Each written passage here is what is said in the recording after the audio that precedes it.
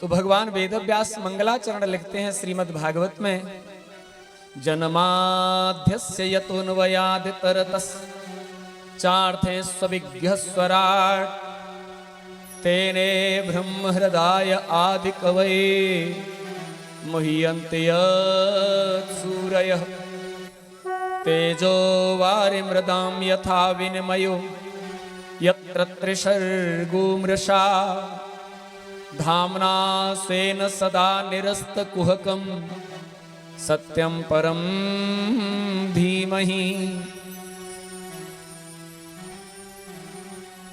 बहुत ही सुंदर गूढ़ रहस्य वाला यह ज्ञान है। परमात्मा के स्वरूप का वर्णन इसमें किया गया है, उसकी महिमा का, महत्ता का वर्णन, उसकी शक्तियों का वर्णन किया गया है। और यहाँ जो वेद में वाक्य है, कस्मै देवाय हविखा विदेम, हम किस देवता की आराधना करें, किसे भेंट और हविष्य प्रदान करें, किसके लिए नमस्कार करें। तो यहां सत्स्वरूप परमात्मा के लिए नमस्कार किया गया है। यहां परमात्मा का कोई नाम विशेष नहीं है, सत्य ही उनका नाम है। जन्माध्यस्य यतोऽन्वयादितरतश्चार्थे स्विज्ञस्वराट्, जो संपूर्ण प्राणियों के जन्म के आदि हैं, जिनका न कोई आदि है न अंत है।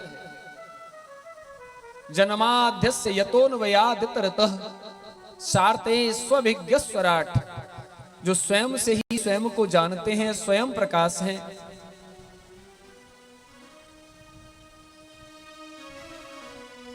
जिनसे सब प्रकट हुए हैं, जिनसे सबका जन्म हुआ है, जो सबके पिता आदि कारण आदि देव हैं।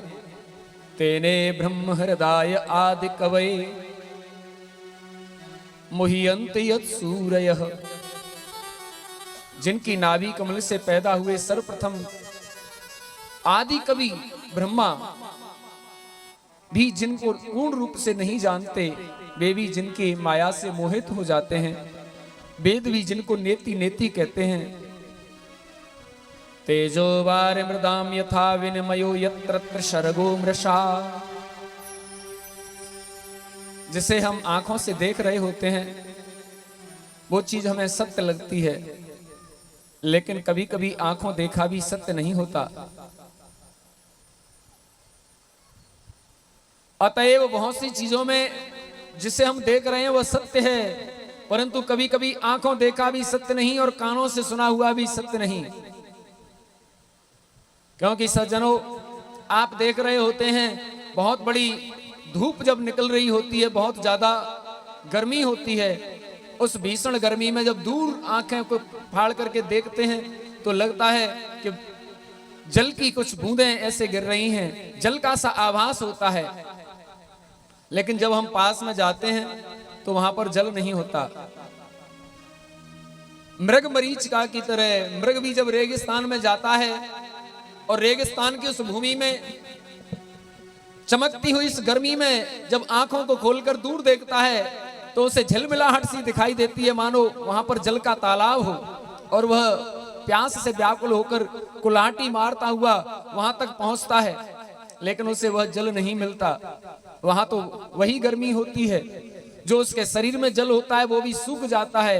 इस प्रकार जल का आभास करता करता वह मृग, उसी मृग मरीचिका जिसे कहते हैं, जल की उस राह में उछलते उछलते अपने प्राण त्याग देता है। ऐसे ही कभी कभी हम भी इस संसार में जिन दृश्यों को देखते हैं वे सच में नहीं होते, पर हम उन्हें सच समझ करके उन्हीं को अपने जीवन का आधार समझ लेते हैं। संजनो, जिस प्रकार जल में किसी वृक्ष की परछाई दिख रही होती है और जब हम उस जल में एक कंकड़ पत्थर का टुकड़ा उठा करके फेंक देते हैं, उसकी लहरों से वह जो स्थिर अभी दिखाई दे रहा था वृक्ष, वो भी हिलने लग जाता है। जबकि उस जल में जो उसकी लहरों से हिलता हुआ वो वृक्ष दिख रहा है, वास्तव में वो वृक्ष अपनी जगह पर खड़ा है, हिल नहीं रहा, लेकिन हमको उन लहरों से ऐसा आभास होता है कि वृक्ष हिल रहा है। तो ना उस दृश्य को देखने वाला सत्य है, ना वह दृश्य सत्य है। इसी प्रकार यह संसार भी सत्य नहीं है, परंतु यह हमें सत्य सा दिखता है। इसलिए भगवान शंकराचार्य जी ने कहा कि ब्रह्म सत्यम जगत मिथ्या, ब्रह्म ही सत्य है, ये जगत तो मिथ्या है।